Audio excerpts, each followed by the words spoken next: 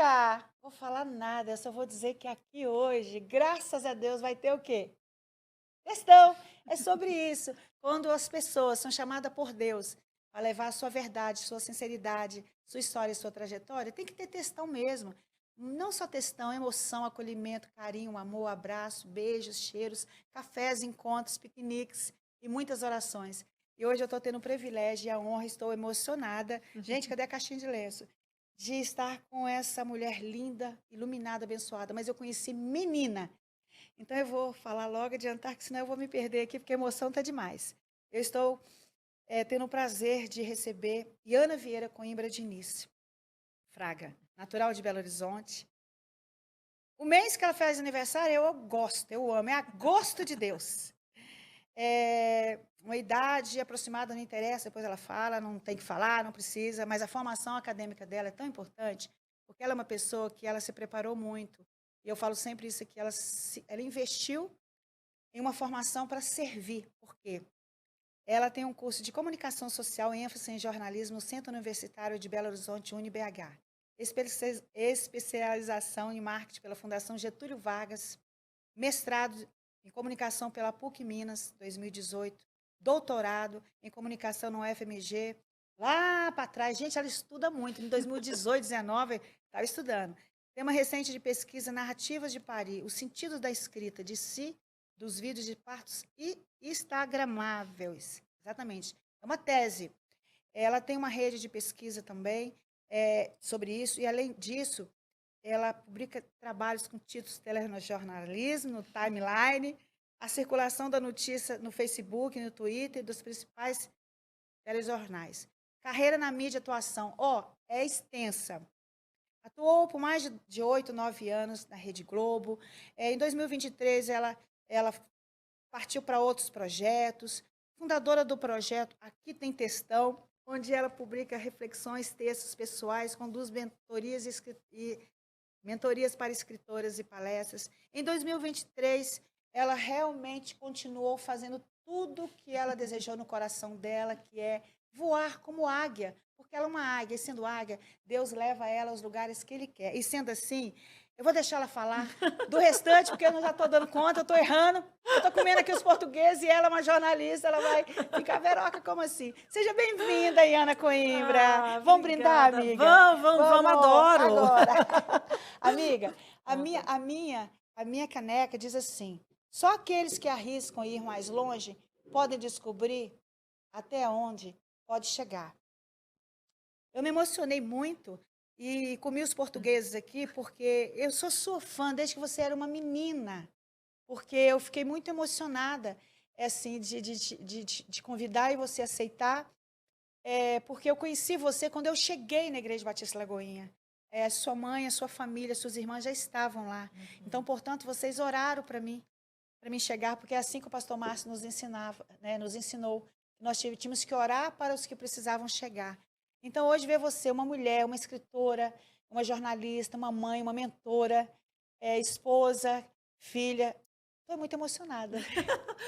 Veroca, como dizer não a esse convite, né? É uma honra estar aqui com você, é uma honra falar sobre coragem, falar sobre vida, falar sobre histórias. Eu acredito que toda mulher tem uma história para contar. Então, eu tenho certeza que você tem muitas histórias para contar e para mim é um privilégio estar aqui nessa cadeira do lado de cá com esse microfone para compartilhar algumas das minhas histórias. E aqui tem textão, ele é uma... Por que aqui tem textão, né? Porque aqui dentro de mim tinha tanta coisa. E eu sempre escrevi muito. A minha vida ela sempre passou pela escrita. A minha vida, eu comecei a escrever criança, escrevendo diários na escola, redações que já eram muito elogiadas. Então, a carreira pelo jornalismo ela era muito natural, porque eu naturalmente sempre escrevi e falei muito. E aí chegou num momento em que eu queria que as histórias que passavam por mim, eu pudesse falar sobre elas não apenas no microfone de uma emissora. Eu não queria mais narrar fatos para falar aquilo que estava acontecendo, mas eu queria ir para trás dos fatos, tentar entender, compreender o que estava acontecendo e como que aquilo tocava a minha vida. Então, o primeiro textão que eu escrevi, inclusive ele está aí no livro, eu comecei enviando e-mails para as pessoas, né? Então eu falei, gente, será que alguém quer me ler? Deixa eu fazer uma base de e-mails, né? É E aí mesmo? foi, não sabia se as pessoas queriam me ler. Eu sabia que, enquanto eu estava segurando um microfone da Rede Globo, ou do SBT Emissoras, por onde eu passei ao longo de quase 15 anos dentro do jornalismo, e as pessoas queriam muito saber daquele conteúdo ligado àqueles microfones, àquele crachá. Mas e sem o crachá, e sem o microfone? Existe vida própria, quando você tira o microfone, você tira o crachá, existe ser humano, existe uma pessoa ali, que tem histórias para contar. E é uma coisa que, assim, né, você citou aí o nome da minha dissertação de mestrado, Não, eu né, errei que é o tudo aqui. telejornalismo na timeline. Nessa época, eu ainda estava muito apaixonada pelo jornalismo, querendo entender como é que esse jornalismo ele se reinventaria nas redes sociais. Então, minha Você é dissertação de pioneira mestrado... nisso, né? Você é Sim, pioneira nesse estudo, sim, né? aqui no Brasil, sim. Sim, Tanto sim. que na minha época não tinham nem muitos estudos para me ancorar, e aí eu fui buscar muitos autores internacionais. Mas, ao longo desse processo de pesquisa, de aprofundar, de sair do raso... Que aqui diz, você é uma pesquisadora. Eu sou Sempre gostou de pesquisadora. pesquisar. E eu me identifico dessa forma. Assim, Ana, o que você é? Se você perguntar para os meus filhos o que eu sou, eles ficam super confusos. Aqui, ó, jornalista, pesquisadora. Isso. Você é uma pesquisadora, você estuda. Sim. Você gosta de aprofundar aquilo que vem na sua mente e fala, peraí, vou estudar. E para mim, quando eu comecei a frequentar os bancos das universidades, né, assim, eu decidi voltar... Os bancos. Foram entendeu? muitos. Foram Vocês muitos. Entenderam? Gente, não é por acaso, não é sorte. Muitos, não. Tem que ter investimento e querer chegar onde Deus quer te colocar, não é? Ô, Veroca, e foi assim, né? Eu fiz a faculdade de jornalismo, assim que eu terminei de jornalismo, já fui para a FGV fazer o MBA em marketing, depois eu fui ver o jornalismo de uma forma muito intensa e apaixonada, e a vida de quem está numa redação, né? Como repórter, apresentador, você não tem muito tempo para fazer outra coisa. E aí eu fiquei 10 anos sem estudar. E a minha sensação é que eu estava emborrecendo. Apesar de ler muito, eu sou uma leitora compulsiva, apesar de lidar com notícias, né, noticiários, e estar em momentos históricos, com o microfone na mão, narrando essas histórias, eu comecei a sentir que eu estava emburrecendo. E eu falei, eu preciso de aprofundar meus raciocínios, eu preciso de conhecer autores que eu não conheço. E aí eu falei, acho que a academia vai ser esse lugar. Então, eu comecei a fazer mestrado assim. Mas quero fazer um adendo. Casou? Claro. Teve filhos? Não tinha nada para fazer? Casei com meu namorado de colégio. Eu e o Fred estamos juntos há 27 anos, casados há 15. Que lindo. Não, você fala com você estudou como se você não tivesse menino, criança. O nome das suas filhas? É um casal, né? A Catarina, que tem 10 anos, e o Nicolas, que tem 5. Então, quando a Catarina estava ali com 1 ano e meio, foi quando eu decidi fazer mestrado. Porque eu falei, eu sou uma pessoa, além de ser uma mãe... E tinha tempo para tudo, né? Você divide tudo direitinho na sua vida. Tem um textão aí que eu falo um pouco sobre isso, assim, quando eu volto para a PUC, muitos anos depois de já ter saído da PUC, depois de ter saído do mestrado, e aí eu descubro que a PUC tem um clube. Eu falei, gente, por que eu nunca vim aqui? E aí eu entendi, claro que não dava para vir aqui. Eu estava acordando de madrugada para trabalhar, para cumprir minha escala dentro da Globo, para depois ir para a PUC, cumprir as matérias, fazer as matérias, escrever, ser mãe, manter um casamento. Então, é claro, dentro desses muitos pratinhos que a gente vai tentando equilibrar, vários vão cair, muitos meus espatifaram, mas eu escolhi o que ia espatifar e o que não ia. E eu parei para te falar sobre isso, exatamente puxando para você falar um abraço pro Fred aí, para os seus filhos. É porque, na verdade, existem mulheres que ficam mentindo para elas mesmas, dizendo que não teve... eu fiz a faculdade, mas não tive tempo de fazer mais nada. Só que você faz isso tudo e você tem 2 filhos, você tem marido, você tem ministério, você tem igreja, você tem... Isso eu gostaria que você falasse, que muitas vezes as mulheres ficam mentindo para elas mesmas. Ela tem vontade de fazer um outro curso, e não faz. Veroca, eu não posso omitir meu lugar de privilégio. Então, eu falo de um lugar muito privilegiado. Porque toda vez que eu saía para trabalhar ou eu saía para estudar, eu tinha uma funcionária cuidando das tarefas domésticas, eu tinha uma rede de apoio gigantesca, um marido extremamente parceiro. Então, eu estou acabando de voltar de uma viagem. Eu fiquei praticamente 10 dias fora de casa, entre uma viagem e outra e trabalho. Fiquei praticamente 10 dias. Viu como é que eu sou privilegiada? Ela me encaixou dentro da agenda dela, porque ela está realmente com o horário dela assim, ó. Não, graças a Deus, obrigada, amiga. Minha agenda, imagina. Graças a Deus, né? A agenda é cheia. Não, e não estou reclamando. Não, mas, não tá não, eu sei. Dentro desse contexto, na minha casa não existe cuidador principal dos filhos. Tanto eu ou o meu marido, nós temos o mesmo peso na vida dos nossos filhos. Então, se é o meu marido que está fora viajando, eu em casa, eles sabem que ali eu sou a cuidadora principal. Isso é um acordo que o casal precisa fazer? E são conversas corajosas que a gente tem que ter. Não, fala para a câmera. Conversas corajosas. Fala para a câmera, fala para as pessoas, o que é essa conversa corajosa? Existem algumas conversas corajosas que a gente tem que ter com os nossos parceiros, mas antes de tudo com a gente mesmo, né? Quando eu decidi fazer mestrado, eu cheguei para o meu marido e falei que eu queria muito voltar a estudar, porque eu estava me sentindo emburrecendo diante de só cumprindo tarefas, cumprindo Sim, cumprindo tarefas. tarefas. E aí o meu desejo era ir para além, fazer algo diferente. E eu achava que se eu fizesse uma pós-graduação, alguma coisa mais simples seria suficiente. Ele veio e falou assim: olha, por que você não faz um mestrado? Eu falei, bom, mas para fazer um mestrado eu vou precisar de ficar muito fora de casa, vou ter que trabalhar muito, vou ter que estudar muito, eu já trabalho. Ele falou, não, estamos juntos.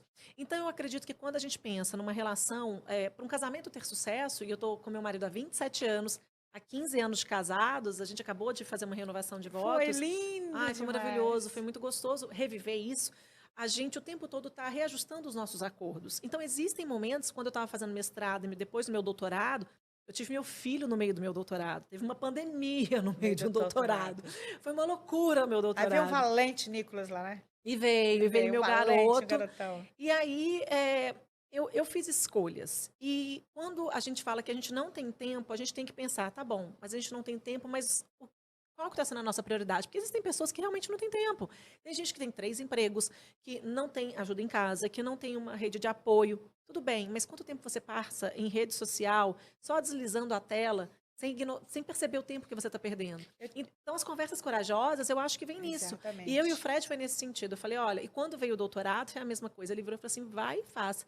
Eu seguro as pontas para você. Então, durante pelo menos 1 ano e meio, que era o período que eu tinha as disciplinas para cumprir, se você perguntar quem passava mais tempo cuidando da casa e cuidando dos meus filhos, era o meu marido. E tá tudo bem. Eu um tinha acordo, plantão, tudo eu bem. tinha disciplinas a cumprir, eu tinha trabalhos. Eu fui para a USP apresentar trabalhos, eu apresentava trabalhos na UFMG. Nesse período eu fiz uma escola de verão latino-americana. Nossa, Então eu fiz muita coisa. coisa. Mas eu parto do meu lugar de privilégio, eu não omito os meus privilégios, eu sim. construí uma rede de apoio, mas, para além disso, uma organização bem feita, uma estrutura bem feita e o desejo, Veroca. Tem que querer, né, Iana? Tem que desejar, tem que querer. A gente tem que ter uma visão muito clara. E quando eu planejei minha transição de carreira, né, eu fiquei 3 anos pensando, né, até quanto tempo eu ia ficar segurando o microfone, contando histórias de outras pessoas, e quando que eu teria coragem de pegar o microfone para contar as minhas histórias. Eu quero fazer uma adenda sobre quando eu puxei com você esse tema sobre o seu casamento, o seu relacionamento com o Fred, porque meu marido e eu fomos coordenadores de Casados para Sempre, 27 anos na Igreja Batista Lagoinha. Então, eu ouvi muitas mulheres dando desculpa para elas mesmas. Sim. Sobre coisas que elas queriam fazer. E eu ficava imaginando, elas estão se escondendo atrás de situações que não são nem tão verdadeiras. Porque existe acordo, nós temos que fazer acordo. Foi o que você fez, conversas verdadeiras, sinceras. E renovar esses acordos com exatamente, frequência. sempre. Porque o cenário muda, o cenário muda. Vai mudando, as crianças vão chegando e as prioridades são outras e muda isso. Eu me lembro assim, de também sentar e falar com algumas mulheres. Se você quer fazer isso, você precisa abrir mão disso aqui, Exato. mas você precisa sentar com seu esposo e fazer acordo. A gente fala, dentro do Casados para Sempre, a gente falava acordo, para conversar. Porque às vezes você tem um sonho, que às vezes você fala pelo seu marido, você tem um sonho assim, você joga seu sonho assim, ó. Ele nem sabe que é tão importante, porque você não parou para olhar nos olhos. Ao mesmo tempo, serve para o marido também. Às vezes o homem fala assim, se eu pudesse fazer isso. Mas se você sentar e falar assim, é o meu sonho, eu gostaria. E se não tiver parceria, vamos, hora que melhora, que vai dar certo. Veroca, deixa eu ensinar uma coisa que a gente faz lá em casa. Eu tenho um curso de organização de vida, enfim, de planejamento. Eu comecei a ensinar para as minhas alunas algo que eu aprendi a fazer em casa. E eu ensino que todo ano, final de ano, a gente passa por um processo de inventário e de planejamento. Então, o que é o processo de inventário? Chama a família, chama os meus filhos pequenos, Catarina tem 10, Nicolas tem 5, chama o Fred, e a gente vai repassar o ano. Janeiro, o que fizemos em janeiro? Fevereiro, o que fizemos? E coisas boas e coisas ruins, as duas coisas. Esse ano 2025 foi muito pesado para a gente.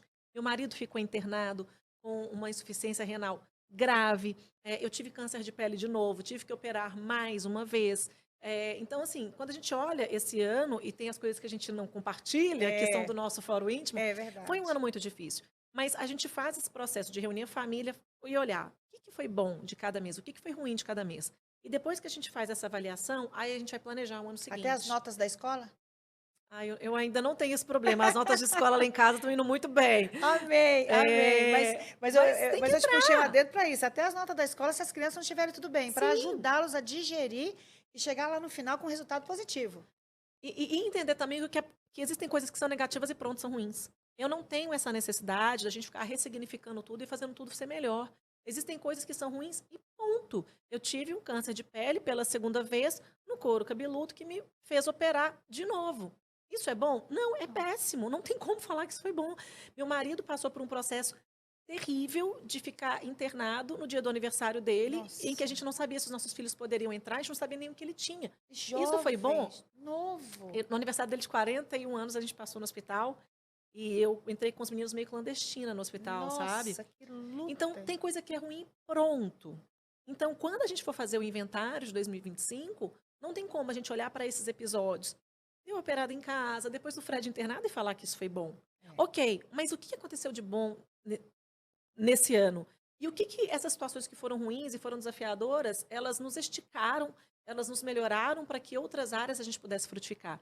E aí, a partir disso, a gente planeja o ano seguinte. Então, vou dar um exemplo do que aconteceu em 2024 para 2025. Eu queria renovar meus votos. Para mim era importante a gente celebrar esse marco dos 15 anos, porque dentro do meu contexto das pessoas ao redor, muita gente se separando, muitos casamentos acabando. Verdade. E eu olhava para o Fred, a gente tem uma frase que inclusive é o que está dentro aqui da nossa aliança, que é porque hoje é hoje. Porque que lindo. a gente tem que renovar, eu tenho que continuar dizendo sim, meu marido. O meu é porque eu Delbo amo. Forever. Ah. Delbo Forever. Lá na Lagoinha. É Lá isso, na então Lagoinha, assim, casamos lá, Delbo Forever. é você, qual que é o seu compromisso Hoje é de hoje? Então, e na nossa renovação de votos, também foi um momento em que a gente queria renovar os nossos laços com pessoas que fazem parte dessa estrutura para que a família aconteça. Então, os meus sogros, as nossas irmãs, os nossos cunhados e também os nossos amigos. Então, eu coloquei isso no nosso planejamento. O Fred colocou outras coisas, as crianças colocaram outras coisas. Então, Você organizou um casamento. eu organizei tudo. Muita a gente foi Eu fui cerimonialista, dá muito trabalho. Foi uma delícia. Uma delícia. E a gente foi organizando coisas que cada um queria fazer. Organizamos dentro do nosso orçamento, dentro das nossas possibilidades. Então, muitas coisas que a gente fala, um dia eu quero fazer. Hoje eu tenho trabalhado muito com mulheres que querem escrever livros. E eu vi eu tive na Flip esse ano. A Flip, por exemplo, era outro sonho. Eu queria muito na festa do livro de Paraty. Sim, Era um sonho da minha vida. Esse ano eu coloquei no meu planejamento e avisei para o marido. Falei, eu vou, a família não vai, você não vai, eu vou com uma amiga, porque esse é um programa que eu quero ter com uma amiga, não é com vocês. Vocês não vão gostar. Então, a gente fez a nossa viagem de família e depois eu fui para a Flip. As mulheres precisam fazer isso mais. Eu faço sempre. Eu acabei de voltar demais. As mulheres precisam fazer isso. Nós não podemos deixar... Nós podemos abrir mão dos nossos sonhos, coisas que a gente quer fazer. A gente sozinho, a gente com uma amiga, com duas amigas. Gente, isso é saudável. Não tem que achar que, nossa, mas isso não vem de Deus. Gente, nada a ver. Não mistura Deus essas coisas, não. Isso, a gente tem essa necessidade. E eu acho que tá tudo bem a gente compartilhar com as nossas famílias, e que a gente ama as nossas famílias. Sim. Eu amo meu marido, amo os meus filhos. Mas eu também amo as minhas amigas, eu também me amo. E aí eu detesto aquela ideia, primeiro, de que autocuidado é só usar skincare no rosto, é só ter um momento pleno na beira da piscina e colocar assim plena, né? Estando feliz no simples. Não é mesmo? Né? Para mim, autocuidado é a gente fazer boas escolhas. É a gente não se deixar na última fileira de prioridades. É a gente entender que a gente também tem desejos, que a gente também tem vontades, que não tem que ficar o tempo todo também em primeiro lugar, não, mas que a gente não tem que ter medo de colocar essas vontades numa mesa, esses desejos numa mesa e articular com a família. Ok, temos 12 meses para fazer esse monte de coisa. Quem quer fazer o quê? Como que nós vamos fazer tudo isso acontecer? Então, esse foi um ano muito intenso na minha casa, na minha família, em que, de uma forma ou de outra, a gente tentou incentivar a individualidade de todo mundo. Meu marido treina jiu-jitsu de 5 a 6 vezes por semana. O jiu-jitsu dele é sagrado, Verô. Ele ama. Eu não posso tocar no jiu-jitsu. O jiu-jitsu faz ele um homem melhor. Sim, então, o que ele vai gosta, fazer, né? gente, vai pro tatame, vai Ai, lá, Ana, vai. Ana, fala para nossas amigas assim que estão nos assistindo, algumas que vai começar a assistir, como isso é importante, porque eu sou casada há 33 anos com o Delbo, amor da minha vida. Vocês que me seguem sabem disso, e Ana hoje está trazendo para nós aqui, olha, bem mais jovem do que eu, um pouco menos de tempo de casamento, mas vai bater lá 50, 60 anos de casado e vai. Mas uma das coisas que é fundamental é respeitar um pouco o tempo do outro. Eu vou contar um exemplo simples. O Delbo é o amor da minha vida, ele é uma gracinha. Ele ama assistir televisão, assistir pescaria, filme de faroeste, nada a ver comigo. Mas eu aprendi a respeitar o momento dele. Porque às vezes eu chegava em casa, eu ligadinha na pilha, porque isso aqui é ligadinha na pilha igual a Veroca. Ó. Isso vai fazer 60, 70 anos e não muda, porque é dom que Deus deu, ponto. Não é energia que vem que passa, não, é o dom da alegria. Eu tenho, ela tem, e assim sucessivamente. A cada um Deus deu um dom. Eu tinha mania de às vezes falar assim, Deus não sei o quê. Aí tá querendo contar o dia para ele. Aí tadinho, ele ficava assim, na televisão, ele ficava assim. Até um dia que o Espírito Santo de Deus falou assim, Vera, não dá para contar num outro momento. Daqui a pouco, Não deixa é- acabar o programa, Deixa né? acabar. Mas sabe o que que é Deus? Deus falou assim, filha, ele torce tanto por você, ele fica tão feliz quando você vai gravar seu programa de TV, quando você. Ele traz água para você melhorar a sua voz, ele te dá chá de gengibre para você melhorar a sua voz, porque ele se envolve com o seu projeto. Mas quando ele está assistindo televisão, quietinho, eu querendo contar todas as informações, aí eu me lembrei de casais lá atrás que brigavam por causa disso. Cada casal tem que respeitar um pouquinho o tempo do outro. E às vezes eu quero contar uma história para ele na hora que não é o momento. Meu marido é economista, é completamente diferente de mim. O meu filho trabalha na área de mineração, a minha nora. A única artista lá em casa sou eu. Então eu tenho que aprender a respeitar até o time deles. Porque vocês veem o quanto que ela é comunicadora. E mais do que isso, mulher não fala muito, mulher é comunicadora. E nós ainda somos influenciadoras do reino de Deus. Então a gente tem esse chamado, esse dom, esse talento. Então, assim, aprenda a respeitar às vezes gera conflito. Ah, mas ele tem que jogar futebol toda semana. Tem, Poxa, talvez tenha. é o que Talvez fazer ele um marido tenha. melhor, uma pessoa É, mais tranquila. É sobre isso que ela está talvez dizendo tenha. e que eu achei muito importante puxar isso, porque eu vi isso há muitos anos atrás em Casados para Sempre, ó. Como que um fica É, querendo matar o sonho do outro de uma coisa que às vezes é simples. Veroca, mas eu vou te falar, inicialmente para mim chegou a ser um problema, porque teve uma época que não precisava de lutar tanto também, né? Teve uma época que ele fazia 12 treinos por semana. 12 treinos por semana. Precisava de treinar 12 vezes por semana? Não precisava. Então a gente foi conversando até chegar num ponto. Mas, e por isso que quando eu falo, né, eu falo assim, olha, eu vou fazer uma viagem esse ano só com minhas amigas. Lá em casa não é uma questão, porque a gente entende que ele precisa do treino do jiu-jitsu 6 vezes na semana. Eu preciso fazer as minhas viagens com as minhas amigas por um período. A gente precisa de ter essa viagem só com a família, com nós 4, que funciona. E a gente também tem uma viagem que a gente faz todo ano com toda a minha família estendida, né? Todos os Que aí familiares, as minhas né? irmãs, os Todos os filhos, dá familiares. apenas 20 pessoas. A gente faz uma grande caravana e é uma delícia. Mas eu estava falando sobre essa questão da Flip. Lá na Flip eu ouvi um dado que eu achei muito interessante sobre essa questão da mulher se adiar. Foi feita uma pesquisa que mostrou que geralmente as mulheres elas têm vontade de escrever um livro a partir dos 15 anos. Mas Olha, a maioria só vai escrever depois dos 40. O que, que acontece com a gente dos 15 aos 40? Por que, que a gente não tem coragem de peitar os nossos sonhos, peitar as nossas palavras e colocar no papel aquilo que está dentro da gente e que vai ecoar com outras pessoas e que tem valor e que precisa ser lido? Um dos primeiros textões do meu livro, eu falo sobre. eu tô doida para eu mexer toda hora, Ai, depois você me conta o que cada você hora acha achou. um tema aqui querendo te perguntar sobre. Sobre a síndrome da impostora, porque para eu entender, eu já tinha escrito uma tese de doutorado, eu já tinha escrito uma dissertação de mestrado, Ai, eu que já tinha lindo. escrito livros como ghostwriter, porque eu sou ghostwriter de pessoas que eu não posso falar o nome, porque eu, né, tenho contrato de O que que significa confidencialidade. isso, esse nome? Ghostwriter é uma pessoa que é contratada para escrever a história do outro. Então a gente senta, você vai me contar a sua história inteira e eu escrevo. A história é sua, mas a habilidade para escrever é minha. Eu Então, gosto de fazer, eu gosto de perguntar para alguns seguidores que às vezes não sabem. E é isso, viu como é que é chique? é super legal. Então, tem um cliente que é dono de indústria, que é líder, né, dentro da igreja Uhum. evangélica, tem o atleta, tem o executivo, enfim, várias pessoas. Então você fazia isso para os outros. E aí, a dificuldade de colocar meu nome na capa de um livro era muito grande, porque eu não sabia se as pessoas me leriam. Então, Olha. comecei a falar do primeiro textão que eu escrevi, eu estava dentro do carro de reportagem, estava fazendo, não lembro qual que era a pauta, Sim. mas eu trabalhava na Globo. E aí eu vi uma senhora, estava no bairro periférico, e aí eu vi uma mulher com 2 crianças segurando. E aí ela gritou com esses meninos com um palavrão. E era porque esse menininho queria atravessar a rua. E aí é a violência disfarçada de cuidado. Naquele dia eu vi a violência disfarçada de cuidado na minha frente. Que era, ela estava tentando cuidar dessa criança para ela não atravessar a rua. Mas da forma Mas errada. da forma errada, falando palavrões, segurando de jeito meio brusco. E naquele dia, então, eu sentei dentro do carro de reportagem, peguei meu celular e escrevi o primeiro textão. Mandei por e-mail. Assim. E mandei outro. Eu escrevo muito rápido, né? Porque o jornalismo me trouxe isso e a vida acadêmica também, porque eu era uma mãe que pesquisava, então não tinha tempo para poder escrever muita coisa. O que eu abria tinha que Uma funcionar. mente de Cristo, né? E, Deus vai trazendo, vai e trazendo. eu sou muito acelerada. E outra coisa, à medida que a gente vai criando repertório na vida da gente, a gente sente a gente consegue fazer, porque você vai conectando com muitas ideias. Então, o que eu também ensino para as mulheres que eu tenho mentorado, tenha repertório na vida.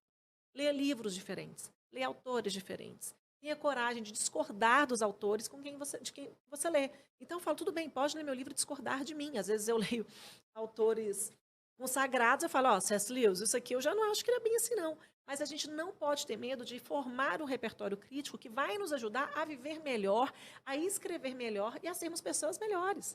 Quanto mais a gente lê, melhor a gente se torna. Por isso que o eixo do meu trabalho, quando eu fui entender que eu queria fazer uma transição de carreira, que eu não queria segurar um microfone por mais bonito, por mais elegante, por mais famoso que ele fosse, para continuar contando a história das outras pessoas, eu comecei a ver que existiam muitas outras histórias de outras pessoas que precisavam ser contadas, e haviam as minhas histórias que eu queria contar e que eu podia trabalhar com a comunicação nesses dois eixos, escrita e leitura, que é o que hoje eu faço. Então, hoje mesmo, né, antes de chegar aqui para a gente gravar, eu estava recebendo uma mentorada que ela quer escrever um livro. Ela quer não, ela vai, porque a gente saiu do querer para ir no vamos. Sim. Porque tem gente que passa a vida querendo e não faz. E aí você tem que sair do querer para o fazer. De uma experiência terrível que ela viveu há 30 anos, quando o pai dela morreu assassinado na frente dela. Agora ela entendeu que ela tem condição. Depois dos 40, olha o dado aí se confirmando. Sim. De que ela pode escrever essa história. E, na verdade, né, você sabe que eu me tornei escritora também, eu tive o prazer de ser convidada e umas coisas que bateu muito forte em mim. Meu filho pode não contar a minha história, minha nora pode não contar, mas os meus netos vão ler a minha história. Os meus netos vão ler a minha história. E aí eu procurei escolher uma foto também de cabelo branco, sabe? Já falar assim, olha a minha avó aqui, olha a minha avó. E aí é muito bacana quando a gente vê as pessoas abrindo o livro assim no dia do lançamento e falando assim, nem chegou na fila para você dar autógrafo, fala assim, fiquei só falando, você vê pessoas lendo. Agora, eu já estou aqui, gente, eu estou abrindo, aí eu vejo um textão, outro textão, mas eu quero te fazer algumas perguntas aqui. Diga. Onde está esse livro para as pessoas adquirirem? Na minha página no Instagram, lá tem o link, e aí pode adquirir lá. Pode adquirir, né? Então, vamos lá. Café, Grama e Afeto. Minha avó. Eu escolhi aleatoriamente, eu não consegui ler ainda. Ela, gentilmente. Café, Grama e Afeto, essa história veio de um dia em que eu estava tomando um caramel macchiato, que é um nome chique para um café com leite, com um gostinho de caramelo, no quintal da minha casa. E na hora que eu estava ali tomando esse café, eu lembrei da última vez que a minha avó, mãe do meu pai, esteve na minha casa. E ela chegou de cadeira de rodas, e aí ela ficou no gramado, e a gente ficou ali brincando e dando risada. Aí na hora eu lembrei que o gosto do café se lembrava do café com leite que ela me oferecia na casa dela quando eu era criança. E eu descalço, eu adoro andar descalço. Eu vou de sapato aqui porque eu sou elegante aqui na frente das câmeras. Escuta, a podóloga adora, né? A nossa podóloga morre, não é? Eu sou caso perdido, eu amo andar descalço. E aí, na hora que eu vi que eu estava com meu pezinho na grama, eu lembrei da minha avó com o pé na grama, e eu lembro que ela colocava, se aterrava assim, e ela sentindo a terra. E ela era uma mulher sertaneja, ela tinha vindo da roça. Eu não sei se ela tinha essa consciência de quando ela colocava o pé no chão, que ela se conectava com aquela menina que ela foi antes de chegar a Belo Horizonte para trabalhar como empregada doméstica. Mas nesse momento em que eu estava na grama da minha casa, com o pé na grama, tomando o meu café, caramel macchiato, que é um café com leite, eu me lembrei disso tudo. E imediatamente eu fiz essa conexão e escrevi esse texto. E o olhinho aí tá brilhando. Ai, meu olho, ele vai brilhar com tudo que eu faço, porque eu não faço nada que eu não ame. E esse é um privilégio da minha transição de carreira. Eu não faço nada que eu não ame. Então não tenha medo de transição de carreira, né? Não, eu não faço. Não, faça planejado, mas eu não faço nada que eu. Planejado. No meu caso foram 3. Eu não faço nada que eu não ame, eu não aceito projeto que eu não queira, e eu não estou em lugares onde meu olho não brilha. Porque se não tiver assim, eu não dou conta. E aí eu lembro que eu tenho uma tia que ela ficou internada, e ela ia fazer um procedimento, e ela, irmã do meu pai, né, filha dessa minha avó, e ela. A gente foi visitá-la antes desse procedimento, que era um procedimento de risco. E ela virou e falou assim, eu quero falar uma coisa antes de vocês irem embora. Aí eu falei, ai meu Deus, o quê, tia? Eu li o seu livro. Que bom, tia! Não concordo com você. Aí eu falei, o quê? Mamãe não andava descalça. Ela mandava a gente colocar sapato toda hora. Aí eu falei, tia, então peraí. É porque existe uma diferença de você com a sua mãe e de mim com a minha avó. Exatamente. Então, a sua mãe mandava você calçar, porque naquele tempo era isso mesmo, vai ficar era isso gripada, que ia fazer. vai resfriar. Mas a minha avó, quando eu comecei a olhá-la com o olhar de quem era aquela pessoa, ela já não era mais a mãe. Então, sim, a minha avó andava descalça. E é uma pena que a sua mãe, naquela época, não tenha tido a liberdade de fazer isso. Então, tudo que eu faço, Veroca, eu tento honrar essas mulheres que vieram antes, não necessariamente as que têm o meu sangue, mas que galgaram caminhos e que se anularam para que hoje a gente pudesse estar aqui, nós duas. Ó, você faz você isso de cabelo mesmo. branco, Eu E tá aqui, tudo bem. meus filhos em Tá casa, tudo bem, ó, acho, e a gente aqui feliz, conversando. exatamente, eu acho triste quando a pessoa fala, tem que assumir, não tem que assumir nada, cada um assume o que quiser, se quiser. Eu tenho uma mechinha aqui, ó, É, não tá sumida. é, Ela tá eu sumida falo hoje, eu sempre isso, pintei. seja feliz com você em primeiro lugar, porque a palavra de Deus, inclusive, nos ensina primeiro Deus, depois você, depois a família, depois o trabalho, você tem que estar muito bem. Posso pegar, Pode, vai, próximo. Para sempre. Ai, para sempre é muitas coisas, assim. Aí eu escrevi muito no sentido de um textão para o meu marido. Os meus amores, eles sempre estimulam muito a minha escrita. Então, eu voltei a escrever na gravidez da minha filha. Aliás, eu perdi um primeiro filho antes da Catarina e tem um textão que eu falo sobre essa perda.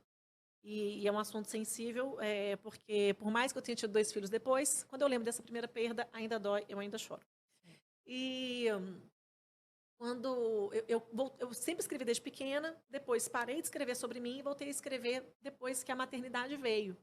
Então, para sempre, é um texto em que eu falo sobre a minha família, falo sobre o meu marido, mas para sempre também é o nome do grupo das minhas melhores amigas de infância de colégio. E a gente fala que a gente é para sempre porque somos para sempre. Nos conhecemos com 9 anos de idade no Colégio Batista. Hoje só eu moro em Belo Horizonte, uma mora nos Estados Unidos, a outra mora em Brasília, a quarta ela mora em São Paulo e está enfrentando uma doença degenerativa incurável que é a esclerose lateral amiotrófica. E nós somos para sempre. Nós somos para A sempre. minha relação com elas é para sempre. Não interessa o que aconteça, não interessa onde nós estamos, não interessam os diagnósticos, nós somos para sempre. E na minha renovação de votos, eu encerrei, né, fazendo esses laços que nós fomos renovando, ao lenço, fazendo essa homenagem, né, para essa minha amiga Priscila. Eu falo muito Eu vi dela, algumas, eu eu falo vi. muito dela e sempre vou falar. Você abraçou- Ela faz o prefácio do meu livro, a Priscila. Eu vi algumas fotos e somos para sempre mesmo com as nossas amigas. É uma escolha, ser para sempre é uma É escolha. verdade. O Veroca Silva é o nome, o meu apelido. Ele veio da infância das meninas do colégio.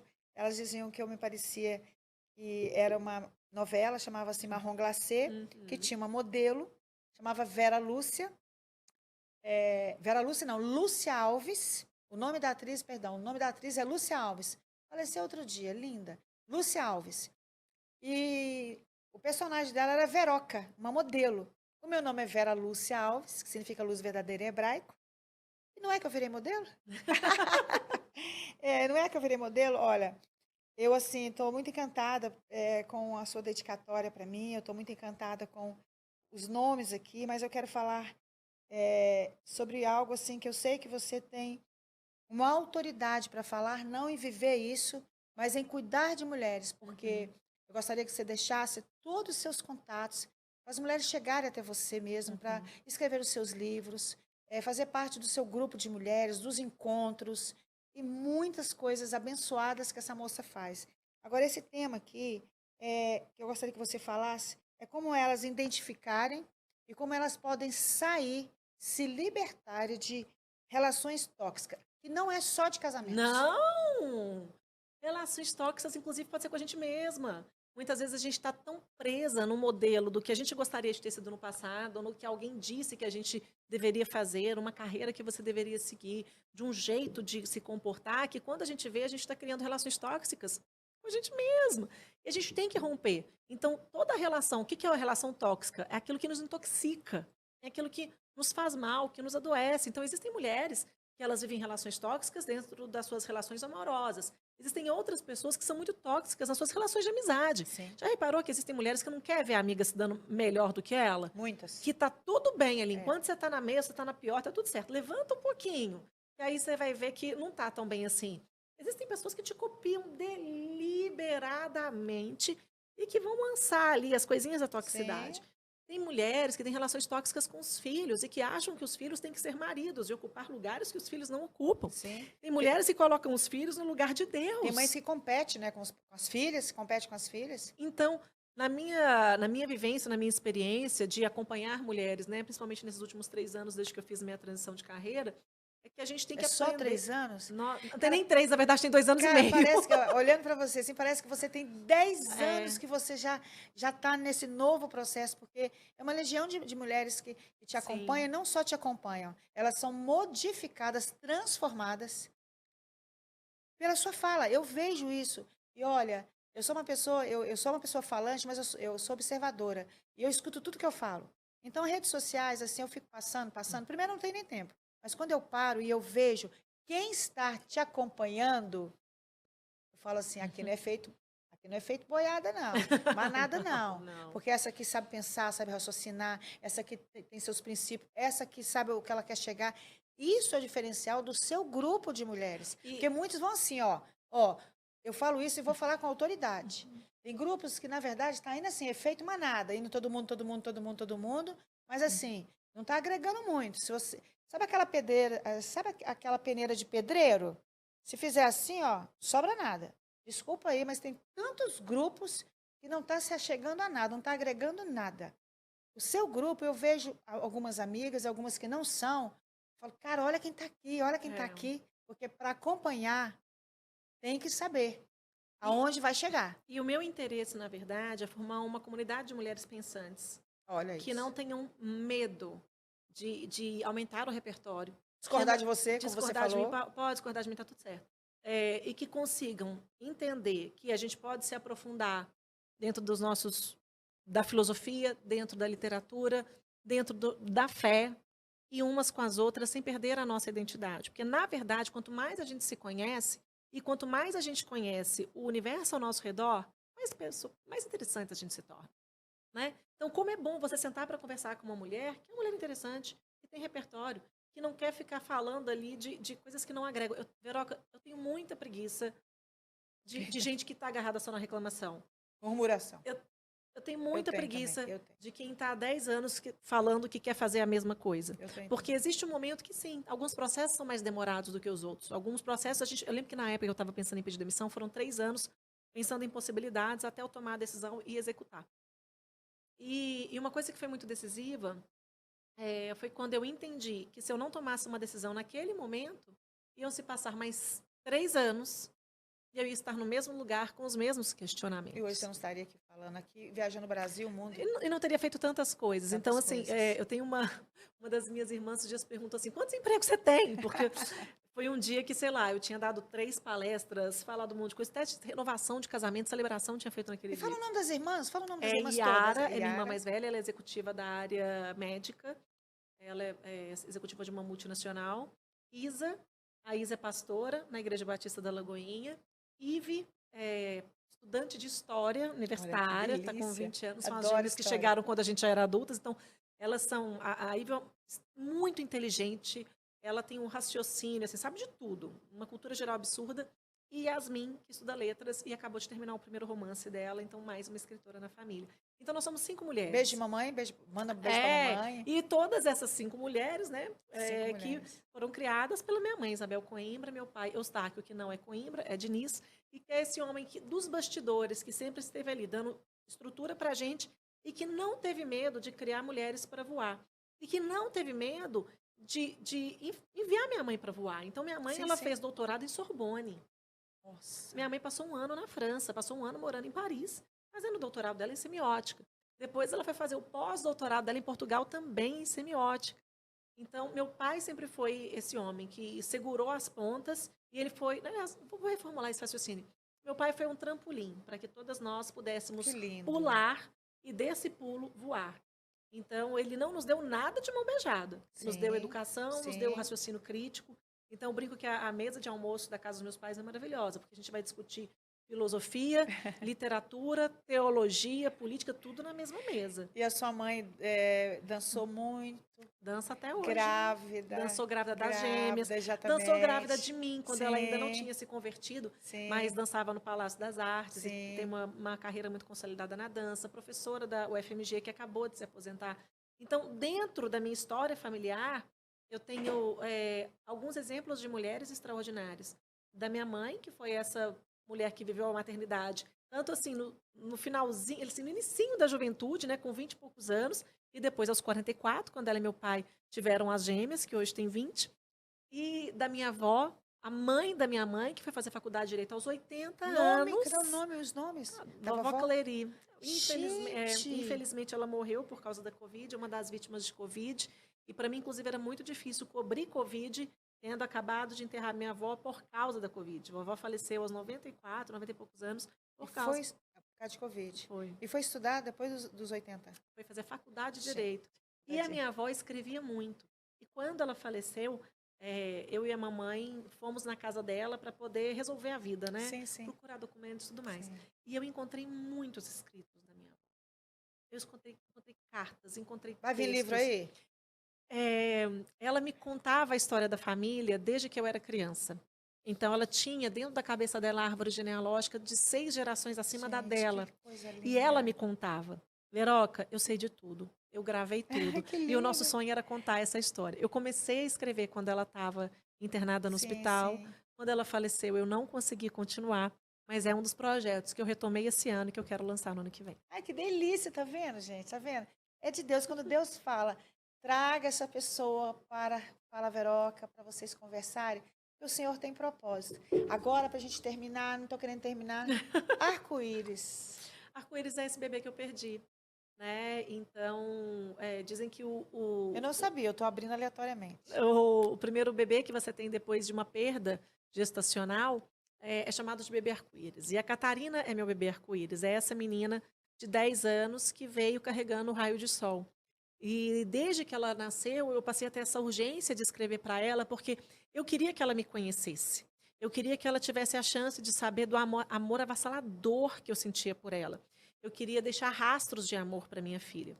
E eu faço isso de uma forma muito intencional desde que ela nasceu e continuo escrevendo. Então, meus textões começaram para ela no Instagram, porque o Instagram veio mais ou menos nessa época, né? O Instagram foi lançado em 2011, Catarina nasceu em 2015.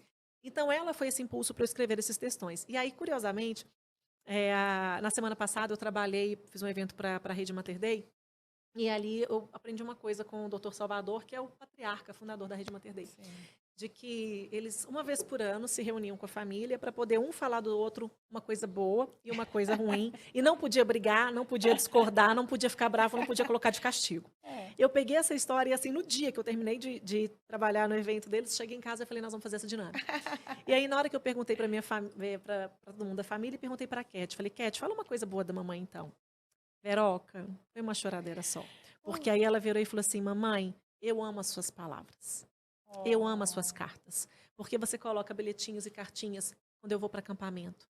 Quando você estava de plantão e não podia me buscar na escola, eu achava bilhetinhos dentro da minha lancheira. Eu amo que você escreve cartas. E eu entendi que as suas cartas, olha que louco ela falou, eu entendi que as suas cartas são o seu amor escrito para mim. Que lindo. E aí, nessa hora, eu comecei a chorar. Eu falei, filha, finalmente você entendeu. Porque tem 10 anos que eu deixo rastros de amor para que você consiga me encontrar. Porque eu sei que a vida, muitas vezes, ela afasta as mães dos filhos, né? Quando eles descobrem que nós não somos perfeitas, quando descobrem que nós não somos super-heroínas, quando começam a discordar, a bater cabeça. E outra coisa, a gente não sabe quanto tempo a gente vai estar aqui. Não sabemos, sério.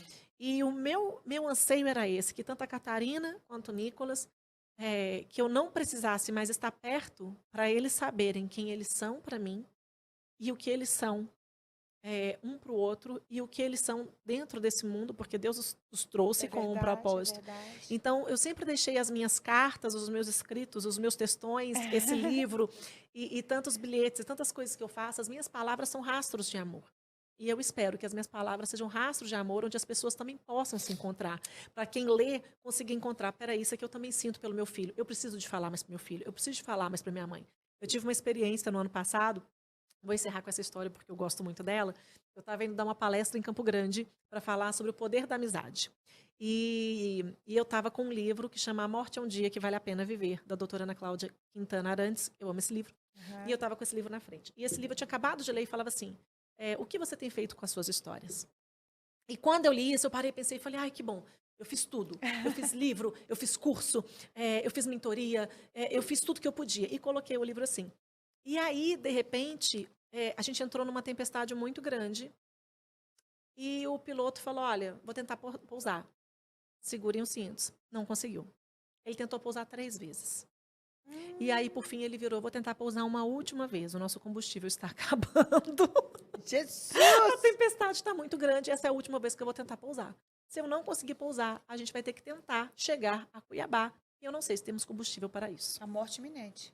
Nessa hora eu escrevi pro meu marido assim, amor, ó, era de madrugada, né? Falei, ó, tá uma situação difícil, tal, turbulências, tudo dá errado, senha tá em tal lugar, as coisas estão assim.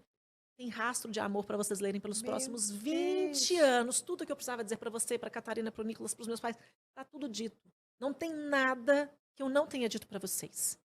E aí eu virei para Deus e falei, Deus, acalma a tempestade. O meu pedido é que o Senhor acalme a tempestade, porque eu tenho muito para viver. Mas se o Senhor não acalmar a tempestade, se hoje for o último dia, eu tenho certeza que eu termino com um sorriso. Porque tudo que o Senhor me deu para viver, eu vivi. Todas as palavras que o Senhor me deu para escrever, eu escrevi. Todas as emoções que eu tinha em compartilhar com as pessoas, tudo que eu tinha para falar, Veroca, eu falei. Eu posso sair daqui hoje e não voltar para casa, porque a gente não sabe quando que é o nosso É último dia. verdade. Mas quando meu último dia chegar, eu tenho certeza que eu vivi de forma intencional, que eu deixei rastros de amor e que meu propósito foi plenamente cumprido. Então, eu vou chorar muito aqui, né? Porque ela falou coisas assim que tem muito a ver com a minha vida. Eu tenho 7 irmãs, eu sou de uma família de 7 mulheres, e as minhas irmãs, todas elas estão um pedacinho comigo na minha escrita.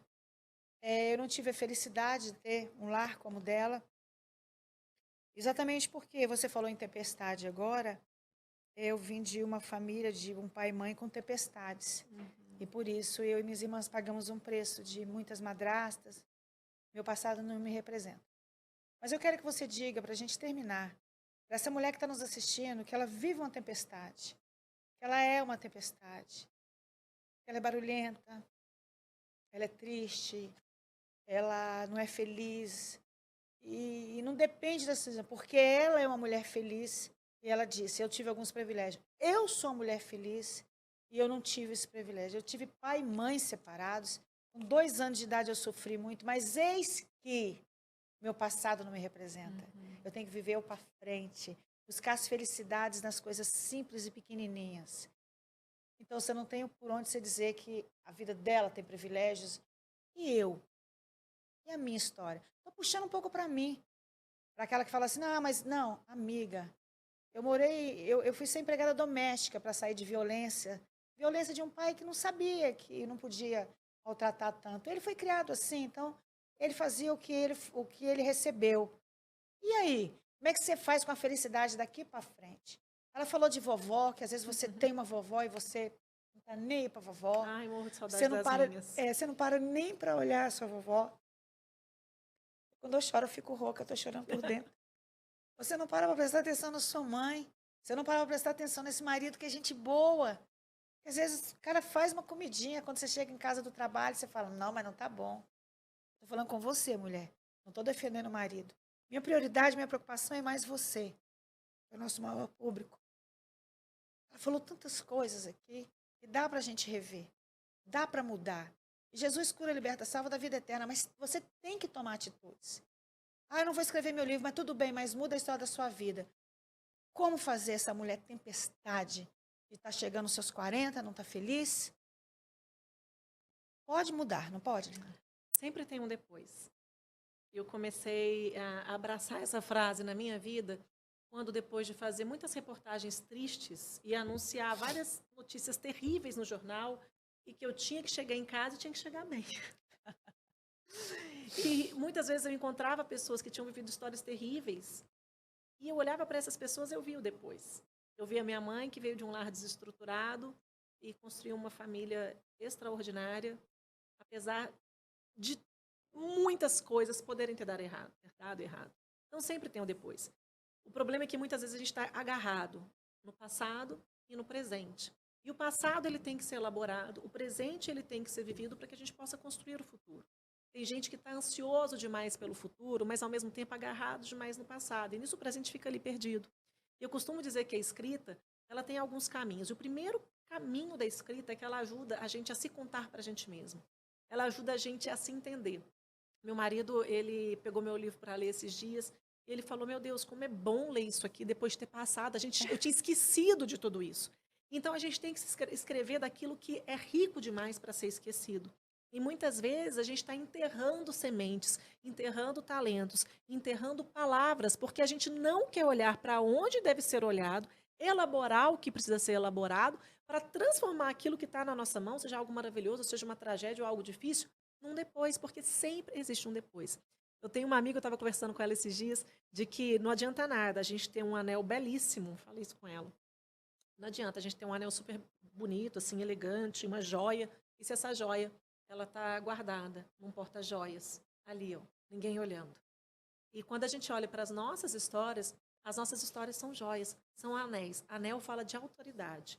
Então, quando a gente olha para as experiências que a gente viveu, para tudo que a gente passou, pela forma como a gente elaborou, a gente pode transformá-las em anéis, para colocar no dedo, para compartilhar e para deixar esse brilho fazer a diferença na vida das outras pessoas também. Muitas mulheres têm medo de olhar para as caixas de joias que elas têm dentro de casa, porque ali pode ter memória ruim, ali tem coisa que precisa ser elaborada. A ferramenta é uma, né? A escrita é uma dessas ferramentas para a gente se elaborar. E é uma ferramenta que eu amo. Eu tenho uma cliente que um dia ela chegou para mim com 400 páginas de um livro.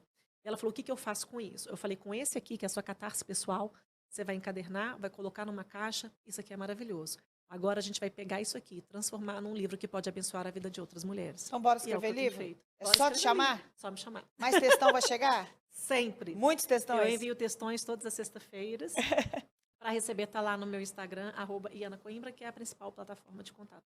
Só te contratar para você palestrar para o Brasil todo, essas Adoro. palestras gostosas que você faz.